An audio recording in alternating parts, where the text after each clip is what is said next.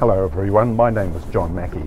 I'm a Civil Defence Controller here in the beautiful city of Christchurch, where I came in 2012 as an engineer to help with the recovery of the city after the devastating earthquakes of 2010-2011.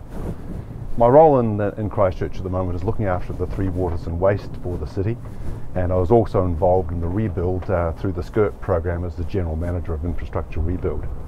But in 2015 I took the opportunity to undertake the Controllers training program run by Massey University in 2015, which is a week-long intensive training exercise that came out of the earthquakes in 2012 as a recommendation to have more professional trained people in key roles within the civil defence organisation. Now, civil defence relies heavily on the effort and the work of volunteers.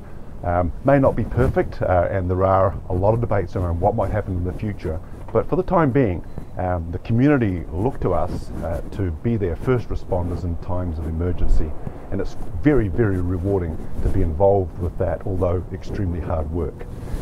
So no sooner having graduated from the Controllers course in 2015, I was certainly soon put to use in the earthquakes that we had in November 2016, 14th of November 2016, when the Kaikoura earthquake struck. Initially at just a few minutes past midnight on that Monday morning, I was on duty, as I always seem to be when these events occur. I was called out to, as controller, to coordinate the evacuation of 20,000 people from Brighton and South Shore and Sumner in Christchurch here. And while these tsunami sirens were going off and there was pandemonium in the streets, we had to keep calm heads and open up the welfare centres and get that communications out to the community. After about 24 hours of that, no sooner having got home and starting to rest up, when I got a call from the regional controller to see if I would be interested in picking up the controller duties up in Kaikoura, because apparently they hadn't heard much from Kaikoura. No communications in or out, but from the observations from the helicopters that went in, there was some severe strife up there. So we dispatched on the Tuesday morning, and I took a team of operations managers, welfare people, PIM staff, and we deployed the Tuesday morning in Kaikoura. And what we were greeted with was quite remarkable. You know, here we are, a small town, 3,000 people population. They had 1,000 tourists stranded in the township. The Takahanga Marae had set up a welfare centre to look after these people. They were doing something like 800 meals a day for these folk. And we saw quite quickly, with no water supply, no internet, no communications, shortage of food in the community, and all the roads impacted, impassable. The only way in was by air. Even by sea you couldn't get in because of the uplift in the harbour. But we put a plan together in that first week, and what an effort. And it's very, very rewarding to work with a team of dedicated civil defence responders, the council staff, the community volunteers, the fire service, the police, the defence forces, all working cohesively together, and it was very, very rewarding. But having followed the manuals and put in place a plan for that first week, so you plan each day and preparing the sit reps for those beyond our community, and obviously keeping the community very, very linked in to what was going on.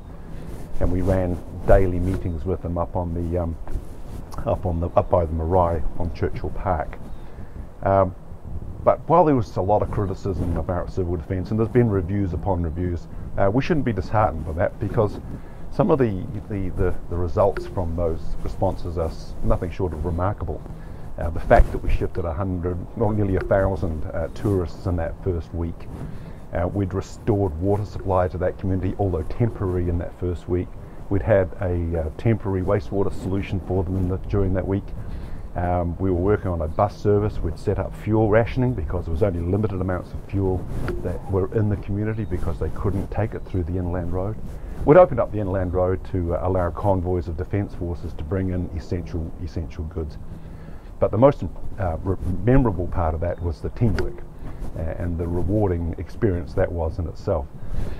So no sooner having come out of that deployment, I handed it over to the incoming controller and the recovery manager, I took a bit of a holiday for a few weeks after that, came back in February the following year in 2017, again on duty, only to be met with the Fort Hills fires that happened on the Valentine's Day 2017. And that was another major deployment, but apart from the sad loss of one helicopter pilot on that first day, again we managed to save a lot of property. They lost 9 homes altogether in this 1,600 hectares of land that was destroyed in that event.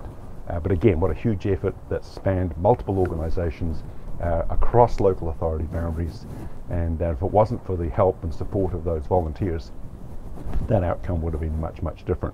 So I'd encourage you to to get involved and to put some effort into this emergency recovery. It's great from a personal development point of view, as well as contributing back to your communities. It is a vital thing. It's not just a line on your position description that says you'll have an involvement. It really is a very rewarding experience, and I'd encourage you to take heed of David's advice today, and hope that you have a great day and in your workshop, and that you come away with some great results. So enjoy, and all the best from me here in Christchurch. Thank you.